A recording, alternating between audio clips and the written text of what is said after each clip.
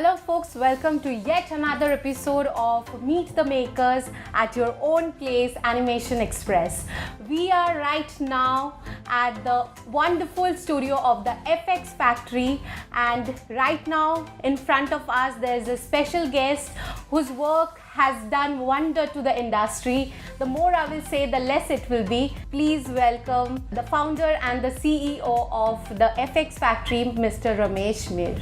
So you have been in the industry for so long. How it all started? See, I graduated from the Film and Television Institute of India in cinematography, okay? And motion picture photography, they used to say.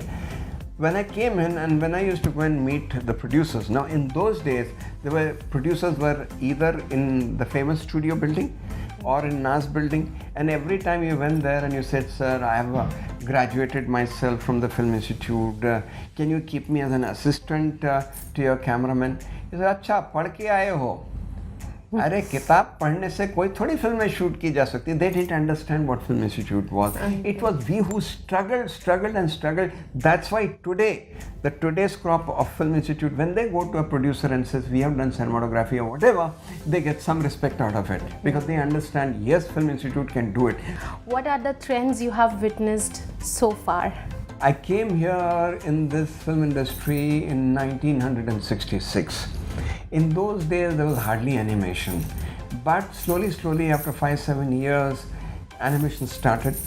And the very first time I saw animation, I was walking in London, one of the near Oxford Street, and I saw an electronic shop, and inside I saw a computer, and it was written Amiga. So I bought it, and I used to do the titles and birds flying and all those things. Those are the basic animation. And later on, everything went on PCs and silicon graphics machines and everything. In fact, I was the first person to buy the first silicon graphics high-end computer with Maya 1.0 on it.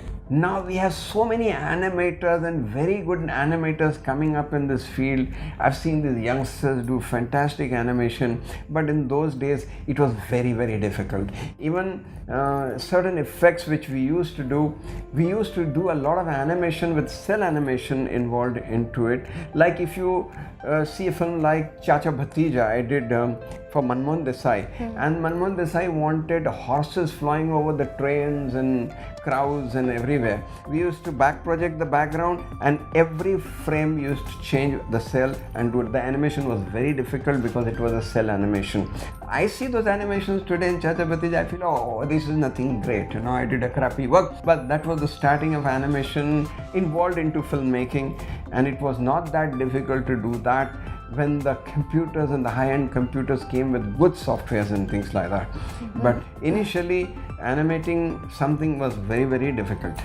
So, talking on the difficulties, like how difficult was for you to establish this organization back in those days? Establishing a studio means that you have to be good at animation. See, basically, we are not an animation studio per se, we are a visual effects company. Yes. And now, a lot of animation goes into visual effects, right? We mix up the animation in such a way that we make it photorealistic. So when you're making a photorealistic animation, then you don't really, when you're seeing a film, you don't realize that it is actually visual effects and animation. So if you realize this is an animation, then it's not a good visual effect. The biggest compliment I had done this film called Sanjay Leela Bhansali's Hum Dil De Chuke Sanam. Yes. Last sequence in that film where Ajay Devgan and Aishwarya Rai are running towards each other on a bridge. Sanjay Leela Bhansali told me, I want fireworks in the sky. I want hundreds of fireworks. So we put about 200 fireworks in the sky. So compared to the earlier production, now the production budget also decreased compared to most of the works has been done by the VFX. Now the thing is, a lot of people come to me and they have a lot of great ideas. Now they want to make visual effects like Hollywood films. Yeah. But their budget is not even as much as a third great Bollywood film. You tell me, how can we do good effects with no budget? Yes. It's not That's possible. where the quality also going down. Do you See, think? if you see B grade films, C grade films, and all those films, they have a lot of visual effects built into it. Including the serials, they are all using a lot Yeah, of lot. But you VFX. see in the serials, especially mythological, Yes. 80% of crappy. I mean, you're tacky and crappy, and you can make out this is a bad effect. Some of the visual effects in mythologicals now are also very good. Not everyone, but some of the effects are very good. So again, it's a money which goes into it.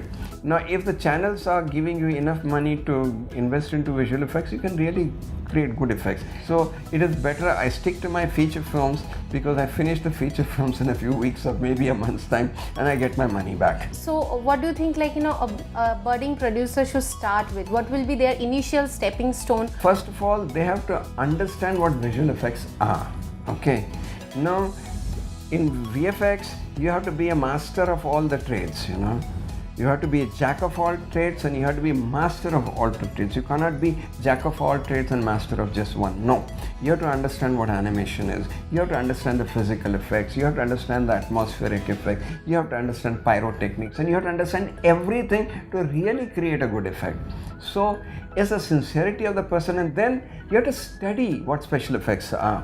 I mean, study means you go and see the films which have special effects and then try to decipher. Today, it's so easy. You go on Google and they tell you how those effects were done. Yes. Computer is just a means. The software is just a mean. When you're doing visual effects, nobody should realize that this was a visual effects. Yeah. You should go along with the film. So far you have done so many movies. Which of the content is your close to heart? I mean, whatever I've done more than 500 movies. Yes. But I won't say that I associate my feelings or my creativity with anyone. They're all good, okay? Yeah. But I still waiting for Your best piece. the best piece is still not come.